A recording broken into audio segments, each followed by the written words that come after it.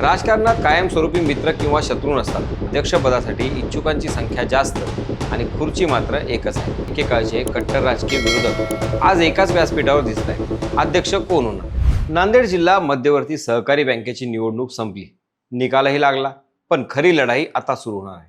कारण निवडणूक जिंकण्यापेक्षा अध्यक्षपदावर कोण बसणार हा प्रश्न आता नांदेडच्या राजकारणात सर्वात मोठा ठरला आहे. विशेष म्हणजे एकेकाळचे कट्टर राजकीय विरोधक आज एकाच व्यासपीठावर दिसत आहेत. चार चार आमदार, अनेक दिग्गज नेते आणि वेगवेगळ्या पक्षांचे चेहरे एका छताखाली कसे आले? ही केवळ सहकार क्षेत्रातील निवडणूक आहे की आगामी राजकारणाची रंगीत तालीम? आणि सर्वांना एकत्र आणणारे अशोक चव्हाण शेवटी अध्यक्षपदासाठी कोणावर विश्वास ठेवणार? या सगळ्या प्रश्नांची उत्तरं आजच्या व्हिडिओमध्ये सविस्तरपणे जाणून घेऊयात. नमस्कार, मी स्वप्नील आणि आपण पाहतात त्याचं काय महाराष्ट्र. सहकार क्षेत्र हे महाराष्ट्राच्या राजकारणाचं हृदय मानलं जातं. राज्यात अनेक मोठे नेते, जिल्हा बँका, साखर कारखाने आणि सहकारी संस्थांच्या माध्यमातूनच राजकीय दृष्ट्या मजबूत झाले. त्यामुळे जिल्हा मध्यवर्ती सहकार बँकेची निवडणूक ही केवळ एका बँकेची निवडणूक नसते, तर तिच्या जिल्ह्यातील राजकीय ताकदीची चाचणी असते. नांदेडमध्येही यावेळी नेमकं तेच घडलंय. नांदेड जिल्हा मध्यवर्ती सहकारी बँकेवर नियंत्रण मिळवण्यासाठी भाजपचे खासदार अशोक चव्हाण यांनी अत्यंत नियोजनबद्ध रणनीती आखली. निवडणुकीच्या आधीच त्यांनी अनेक पक्षातील प्रभावी नेत्यांना एकत्र आणण्याचा प्रयत्न सुरू केला. परिणाम असा झाला की 23 पैकी तब्बल 11 संचालक हे बिनविरोध निवडून आले. त्यानंतर उर्वरित 12 जागांपैकी 10 जागांवरती शेतकरी विकास पॅनलने विजय मिळवला आणि अखेर 23 पैकी 21 जागांवर निर्विवाद वर्चस्व निर्माण झालं. ही केवळ निवडणूक जिंकण्याची गोष्ट नाही, हा एक स्पष्ट राजकीय संदेश आहे. काही महिन्यांपूर्वीपर्यंत वेगवेगळ्या राजकीय छावण्यांमध्ये असलेले अनेक नेते आता एका व्यासपीठावर आले. त्यामुळे नांदेडमध्ये राजकारणाची समीकरणं बदलत असल्याची चर्चा सुरू झाली. अशोक चव्हाण यांनी काँग्रेसमधून भाजपमध्ये प्रवेश केल्यानंतर त्यांच्या नेतृत्वाखाली एवढं मोठं सहकारी संघटन उभं राहणं ही त्यांच्यासाठी मोठी राजकीय ताकद मानली जात आहे. पण इथेच खरी कथा सुरू होते. कारण सत्ता मिळवणं एक गोष्ट आणि त्या सत्तेचं वाटप करणं ही दुसरी. आता सर्वांच्या नजरा अध्यक्षपदावर खिळल्या आहेत. अध्यक्ष कोण होणार हा प्रश्न जितका साधा वाटतो तितकाच तो गुंतागुंतीचा आहे. कारण या संचालक मंडळात अनेक अनुभवी आणि प्रभावी चेहरे आहेत.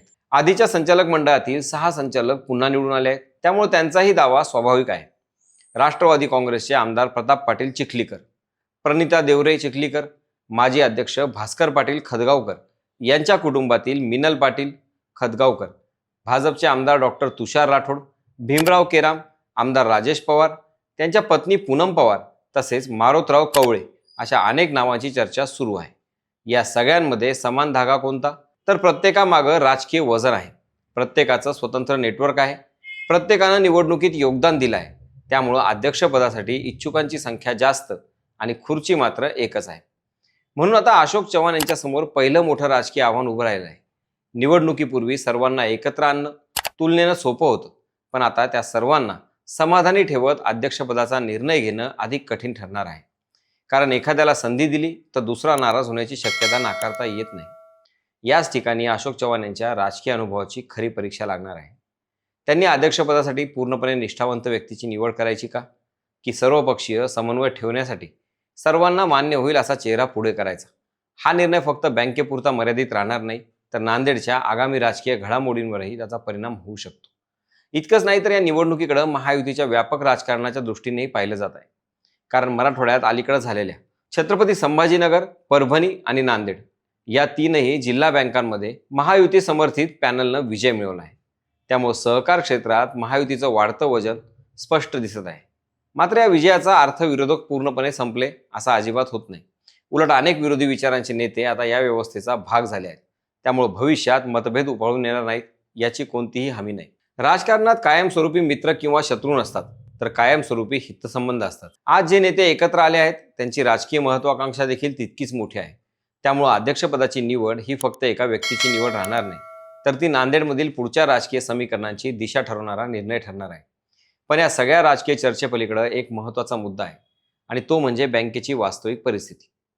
निवडणूक जिंकणं ही सुरुवात असते, पण त्यानंतर बँक चालवणं ही खरी जबाबदारी असते.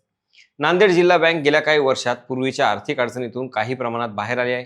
मागील संचालक मंडळाच्या काळात संचित तोट्यातून बँक बाहेर पडली आणि आर्थिक वर्षाच्या अखेरीस नाममात्र नफा देखील मिळाला. हा बदल सकारात्मक असला तरी अजूनही समाधानकारक म्हणता येणार नाही. कारण आजही ही बँक ब वर्गात आहे.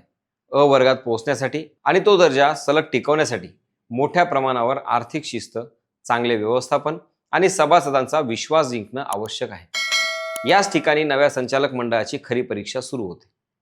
कारण शेतकऱ्यांना वेळेवर कर्ज मिळणं, ठेवीदारांचा विश्वास वाढवणं, ग्रामीण आणि शहरी भागातून नवीन खातेदार जोडणं, आधुनिक बँकिंग सुविधा उपलब्ध करून देणं आणि बँकेची आर्थिक ताकद वाढवणं, ही सर्व कामं आता त्यांच्याच खांद्यावर असणार आहेत. जर ही उद्दिष्टे पूर्ण झाली तरच आज मिळालेला राजकीय विजय खऱ्या अर्थानं यशस्वी ठरेल. अन्यथा केवळ सत्ता मिळवून उपयोग होणार नाही. यामध्ये आणखी एक महत्त्वाचा राजकीय संदेश दडलाय. महाराष्ट्रात सहकार क्षेत्रावर नियंत्रण मिळवण्याची स्पर्धा अनेक वर्षापासून सुरू आहे. कारण सहकार संस्था म्हणजे केवळ आर्थिक संस्था नसून त्या ग्रामीण भागातील राजकीय प्रभावाचं मोठं केंद्र असतात. जिल्हा बँकेवर प्रभाव असेल तर गावोगावी संघटन उभं राहतं, स्थानिक नेतृत्व मजबूत होतं आणि पुढील विधानसभा किंवा स्थानिक स्वराज्य संस्थांच्या निवडणुकांमध्ये त्याचा थेट फायदा होतो.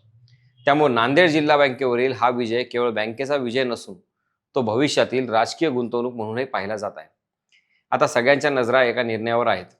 अशोक चव्हाण अध्यक्षपदासाठी अनुभवी चेहऱ्यावर विश्वास ठेवतील का, की नव्या नेतृत्वाला संधी देतील, की सर्वांना धक्का देईल असा तडजोडीचा पर्याय समोर आणतील?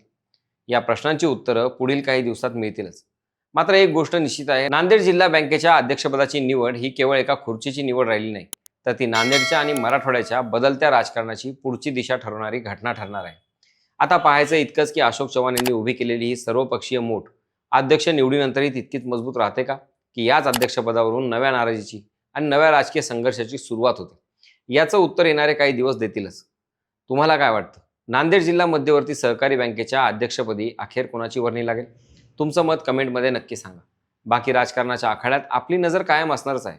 तेव्हा कुठेही जाऊ नका, पाहत राहा, सबस्क्राईब करा. त्याचं काय महाराष्ट्र.